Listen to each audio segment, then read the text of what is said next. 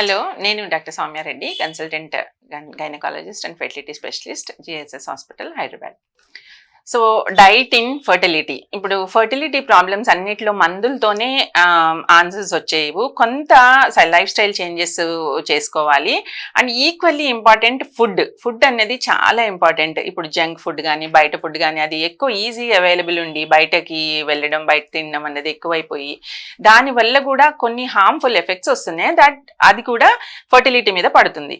కంప్లీట్గా మెడిసిన్స్ మీదే ఆధారపడకుండా కొంత మనం ఆహారంలో చేంజెస్ చేసుకుంటే కనుక చాలా వరకు పాజిటివ్ ఎఫెక్ట్ ఉంటుంది ఫర్టిలిటీ ట్రీట్మెంట్ మీద. ఎలా అంటే ఇప్పుడు మీరు తీసుకునే ఆహారంలో 50% ఫ్రూట్స్ తీసుకోవాలి. అండ్ ఆ ఫ్రూట్స్ కూడా ఏ టైంలో తీసుకోవాలి, లంచ్ ముందు తీసుకున్నాం అనుకోండి, సో రైస్ తగ్గించవచ్చు. మనం రైస్ తగ్గించి ప్రోటీన్ ఫుడ్ ఎక్కువ పెంచుకోవాలి, కర్రీస్ ఎక్కువ పెంచాలి, గ్రీన్ లీవ్స్ ఇంక్లూడ్ చేసుకోవాలి. అండ్ సీజనల్ ఫ్రూట్స్, ఈ ఫ్రూట్ ఆ ఫ్రూట్ అని ఏం లేదు, ఫ్రూట్స్ ఎక్కువ తీసుకుంటే ఏ సీజన్లో దొరికే ఫ్రూట్స్ ఆ సీజన్లో తీసుకుంటే మంచిది. అండ్ ఇంకొక ఇంపార్టెంట్ థింగ్ ఏంటంటే ఆవకాడో. ఈ స్టడీస్ ఏంటంటే ఆవకాడో తీసుకోవడం వల్ల it has a positive effect అన్న ఫర్టిలిటీ ట్రీట్మెంట్ అన్నది ప్రూవ్ అయింది. సో డైలీ ఒక ఆవకాడో తీసుకుంటే మంచిది. అండ్ ఆల్సో టమాటోలో ఉండే లైకోపీన్ అన్నది ఒక యాంటీ ఆక్సిడెంట్ గా పనిచేస్తుంది మేల్ ఇన్ఫర్టిలిటీలో. అలాగే సీజనల్ గా దొరికే ఫ్రూట్స్ అన్ని కూడా చాలా పాజిటివ్ ఎఫెక్ట్ ఉంటుంది. ఇంకొకటి ఏంటంటే తీసుకునే ఆయిల్, సో కొంతవరకు ఆలివ్ ఆయిల్, మొత్తం ఆలివ్ ఆయిల్తో మన ఇండియన్ ఫుడ్ అన్నది కుక్ చేయలేము, ఎందుకంటే దాని బాయిలింగ్ పాయింట్ తక్కువ ఉంటుంది. సో కొంత అంటే సలాడ్స్లో సార్ట్ చేసుకోవడం కానీ లేదా కొన్ని తాలింపులు వేసుకోవడం అలాంటి వాటిల్లో ఆలివ్ ఆయిల్ కొంత రీప్లేస్ చేయండి. ఇంకొకటి ది బెస్ట్ ఏంటంటే ఆవు నెయ్యి. ఒకవేళ అంటే ఒక మంచి క్వాలిటీ ఉన్న ఆవు నెయ్యి దొరికితే మాత్రం కొంతవరకు ఆవు నెయ్యి వాడచ్చు. అండ్ ఆలివ్ ఆయిల్ అండ్ ఆవు నెయ్యి రెండు కూడా ఫర్టిలిటీకి చాలా హెల్ప్ఫుల్గా ఉంటుంది. ఇన్ఫర్టిలిటీని చాలా వరకు తగ్గిస్తుంది.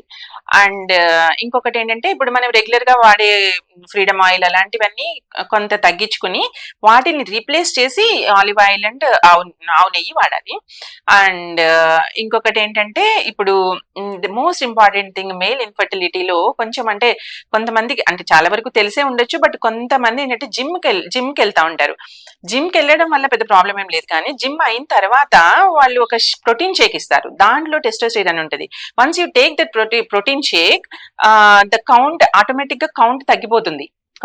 ఎందుకు, ఎక్స్టర్నల్ టెస్టోస్టెరాన్ అవడం వల్ల ఇంటర్నల్ టెస్టోస్టెరాన్ తగ్గిపోయి so the production of sperm will be decreased. And మనం ఎప్పుడైనా అనాలిసిస్ చేస్తే దాంట్లో స్పర్మ్ కౌంట్ నంబర్ అనేది తక్కువ వస్తుంది. సో ఏంటన్నది వీ వండర్ ఏంటంటే ఏం రీజన్ కనిపించదు, బట్ సెమెన్ అనాలిసిస్ లో స్పర్మ్ కౌంట్ తక్కువ ఉంటుంది.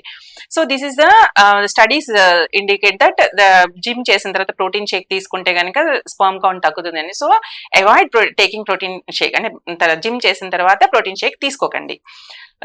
సో ఇవి చిన్న చిన్న మార్పులు చేసుకోవడం, ఇలా ఆహారంలో చిన్న చిన్న మార్పులు చేసుకోవడం ద్వారా చాలా వరకు పాజిటివ్ ఎఫెక్ట్ ఉంటుంది. అండ్ ఆల్సో ఇంకోటి లైఫ్ స్టైల్ చేంజెస్ ఏంటంటే 7 తర్వాత నో స్క్రీన్ అనమాట. ఒక ఫోన్ చూడడం కానీ టీవీ చూడడం కానీ ఏ స్క్రీన్ ల్యాప్టాప్ కానీ అవాయిడ్ చేస్తే 7 తర్వాత మంచిది అనమాట.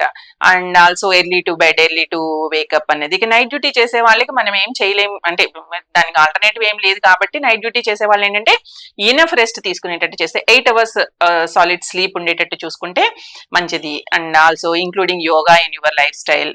సో ఇవి కొన్ని మీ చేతిలో ఉన్న పద్ధతులు, so that it will help to improve your fertility.